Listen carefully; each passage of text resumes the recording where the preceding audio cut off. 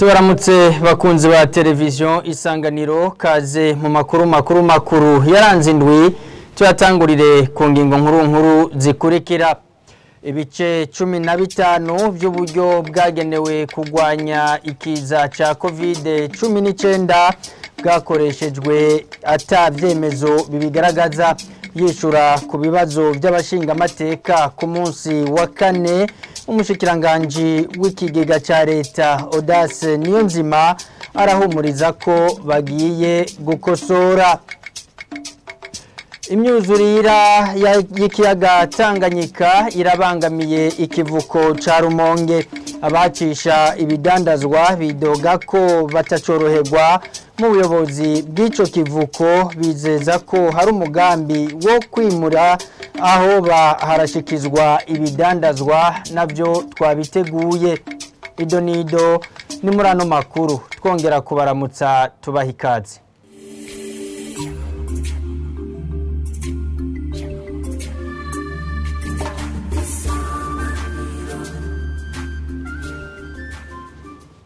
Amakuru yaranze indwi tuyatangurire mu gisata c'ubudandaji. Igugwa ry'umwimbu w'ibigori ku rwego rw'igihugu rigiye gutangura ejo ku munsi wa mbere. Mu itangazo ku munsi wa gatatu w'ino ndwi, umushikiranganji w'ubudandaji Marie Chantal Nijimbere asigura ko izo ntete z'ibigori zizogugwa n'ikigo Anagesa mu mazone agize igihugu ku mafaranga 1,700 ku kiro. Uwushoye azosabwa kwerekana icemeza ko uwo mwimbu ari uwiwe.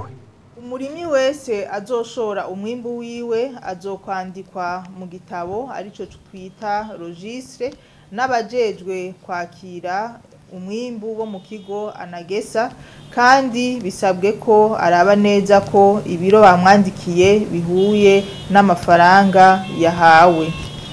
Ugurishije umwimbu wiwe azoronswa urupapuro ari goresu gwerekana ibikenewe byose by'umwidondoro, amazina, umutumba, ibiro agurishije ndetse n'amafaranga ahawe. Aho gapapuro basabwa abene gihugu kukabika neza, kuko niko kazoheza kakabafasha kugura ibigori mu bambere mu gihe bazoba babikeneye kubigura bimaze gusubizwa ku masoko n'ikigo Anagesa.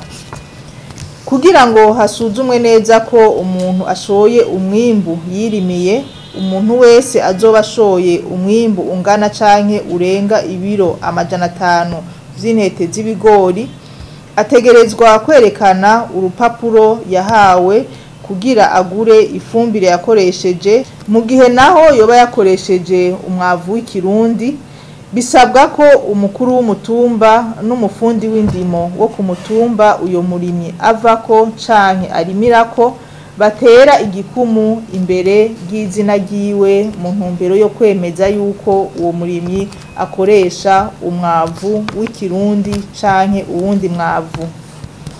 Abo bizoboneka ko bashoye umwimbu mwinshi cane, hazokogwa isuzumwa kugira ngo hasuzumwe neza uko itongo barimemwo ivyo bigori ringana. Aho bizogaragara ko abajejwe intwaro n'uburimyi ku mutumba bemeje ko umuntu yashoye umwimbu mwinshi wiwe ariko atari uwo yirimiye, uwo murimyi yabeshe, nabo bose bateye ibikumu bemeza ibinyoma bazohanwa hisunzwe amategeko. Amakuru yacu arabandanya. Ibice 15 kwijana vy'uburyo bwagenewe kugwanya ikiza ca COVID-19 bwakoreshejwe atavyemezo bibigaragaza. Biri mu cegeranyo c'isuzuma ryakozwe na sentare ijejwe gucungera amatungo ya leta rijanye nuko ubwo buryo bwakoze guhera mu mwaka w'2020 gushika mu mwaka w'2023. Ikibazo giteye impungenge abashinga amateka. Yishura ku bibazo vyabo ku munsi wa kane, umushikiranganji w'ikigega ca leta Neodas Niyonzima akaba ahumuriza ko bagiye guhindura uko babibika kugira ntibizosubire kubura n'inkuru ya Sheira Irambona. Utanga umuco ku cegeranyo c'isuzumwa ryakozwe na sentare ijeje gucungera amatungo ya leta ku guhungene uburyo bwegeranijwe mu gihe hariko haragwanywa ikiza ca COVID-19 nivyo mushikiranganje w'ikigega ca leta yagiye gukora mu nama nshinga mateka kuri no wa kane. Ico cegeranyo kivuga ko guhera mu 2020 gushika mu 2023 amahera arenga gato imiliyaridi 84 ariyo yashoboye kwegeranywa, akaba nayo yavuye mu bashigikira Uburundi no mu bipimo byakozwe bya COVID-19. Ikindi kiri muri ico cegeranyo nuko hasigaye uburyo bugera ku miliyaridi 37 kandi ko ibice 15 kwijana by'uburyo bwakoreshejwe budafise impapuro zisigura ico bwakoze. Kuri ivyo abashinga amateka bakaba babajije umushikiranganje ko izo mpapuro zizoboneka, ko hariho ibintu biboneka yuko hariho impapuro zimwe zitagiye ziraboneka, mugabo munyeshungira ngo mwatanze nka hose byaboneka yuko zitabonetse igihe hariko harabiryo suzumwa, mugabo zagiye ziraboneka. Twiyumvira yuko hariho n'izindi zoboneka mu nyuma. None izitabonetse nyakubahwa mushikiranganje mutwemerera yuko zishobora kubandanya zironderwa hanyuma zikaboneka. Nukuri birerekana ko utunenge twabaye kandi hariho ibyo gukora, kuko izi makoma twabonye impapuro zifasha mu kwerekana ingene ubutunzi bukoreshwa, ngira ngo byo bisata byo kwitonderwa mu buzi bwa leta cyangwa mu mpande nyinshi. Kuri ivyo umushikiranganje w'ikigega ca leta akaba abihakana, mugabo akaba yamenyesheje ko hagiye kwigwa uburyo bwotuma izo mpapuro zidatakara. Bijanye n'impapuro zagiye zirabura, twasiguye inyene zitabonetse nk'ibijanye n'amafacture ahanini twagiye tubarihira ku mafacture proforma bijanye n'ukuntu byari byihuta. Nk'ibi rero twariye ku mafacture proforma ntitwoja ngo twemere ngo tuzakondera ziri impapuro zirenga ko kandi tutazironse kiriya gihe. Ico mura twogumizamo ngaha nuko tugiye kugira amelioration ku bijanye na classement. Kimwe mu byasabwe n'abo bashinga amateka nuko hogirwa amatohoza kugira herekane uruhara rw'umwe wese mu ibura ry'izo mpapuro zerekana ukuntu ubwo buryo bwakoreshejwe.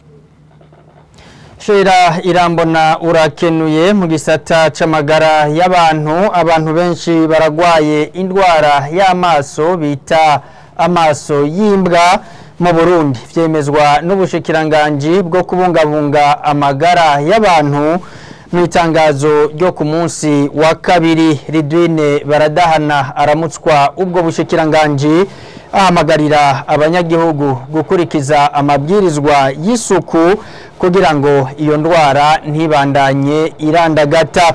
Ahamagarira kandi abafise ibimenyetso by'iyo ndwara kwitura ibitaro bibegereye. Aheze iminsi hibonekeza mu gihugu abantu benshi barwaye indwara y'amaso amwe bita amaso y'imbwa. Iyo ndwara y'amaso ikaba yandukira cyane biciye mu gukoranako n'umuntu arwaye iyo ndwara mu gihe yivyiringiye canke mu gukora ku bintu byandujwe n'umurwayi. Ibimenyetso bikuru by'iyo ndwara navyo nibi: amaso atukuye, kuvyimba ibigohe, kwivyiringira urudaca, gufatana kw'amaso na cane mu gitondo igihe umuntu avyutse, kubabazwa n'umuco bigatuma umuntu aguma akorora amosozi. Iyo ndwara yandukira n'ingoga cane bivuye ku mosozi canke ibirashi no gukora ku bintu vyakozwe ko n'umurwayi hanyuma ugakora mu jisho utakaravye neza. Ni indwara ivurwa kandi ikira vuba. Nagira rero nsabe abene gihugu ko boheba ingeso yo kwiha imiti batandikiwe n'abavuzi, kuko iyo abantu baje barakoresha imiti nabi, ingaruka mbi nuko idaheza ngo isubire kubakiza. Naho iyo ndwara y'amaso ishobora kwikiza, hariho ingingo umuntu ashobora kwifatira abonye ibimenyetso. nko kwikandisha amaso udutambara dukanye imbere yo kuja kurondera ubuvuzi. Tuboneyeho rero akaryo ko guhanura abenegihugu ngo bikingire iyo ndwara y'amaso mu gukaraba neza kenshi n'amazi meza n'isabuni, mu kwirinda kuramukanya duhana iminwe, mu kwirinda kwikora mu maso mu gihe tutakaravye neza.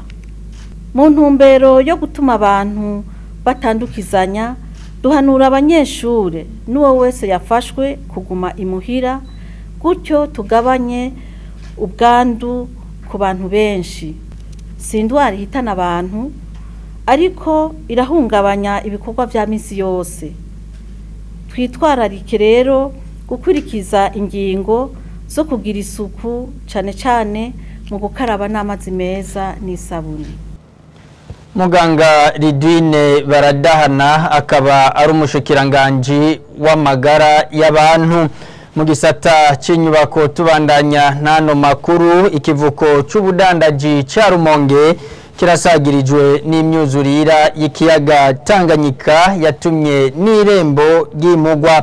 Abakoresha ico kivuko bavuga ko bitoroshe kwacisha ibidandazwa, bagasaba ko cogarukirwa.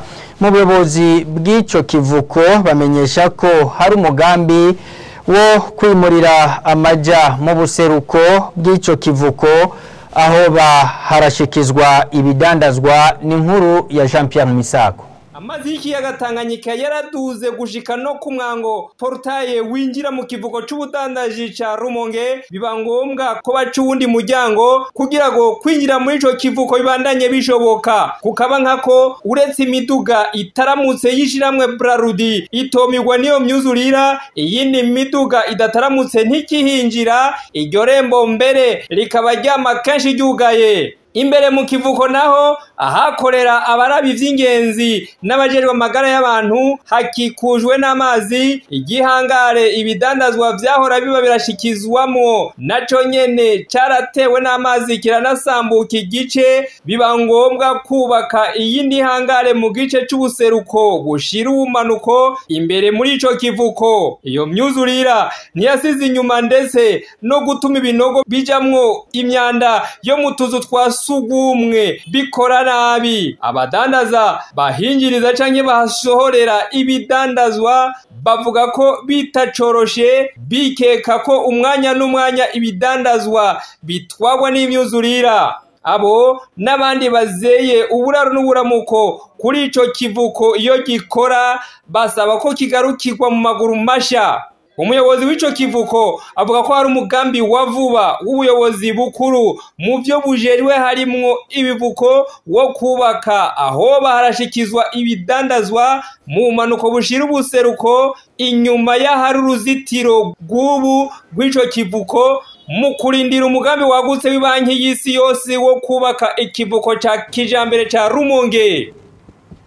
Jean Pierre Misago urakenuye. Leta y'u Burundi igiye kuvugana ni banki yatanze uburyo bwo gusanura ibarabara ry'igihugu nimero 3 mu gice cyaryo ca Rumonge Gitaza kugira ngo hasubigwemo amasezerano yahawe ishirahamwe Sojeya Satom ryatsindiye isoko ahagarikwe bibaye ngombwa. Bishikirizwa na Dieudonné Dukundane, umushikiranganji ajejwe inyubako mu rugendo muri iryo barabara ku munsi wa mbere. Arahumuriza abakoresha iryo barabara ko ingingo zikenewe zafashwe kugira mu bice bitariko birasanurwa iryo barabara rigume rihita. Anyo duce dusozerera amakuru yaranze indwi. Mwakoze kuba mwayakurikiye, mubandanye muryoherwa n'ibiganiro vya televiziyo Isanganiro. Tubipfurize n'indwi shasha buca itangura.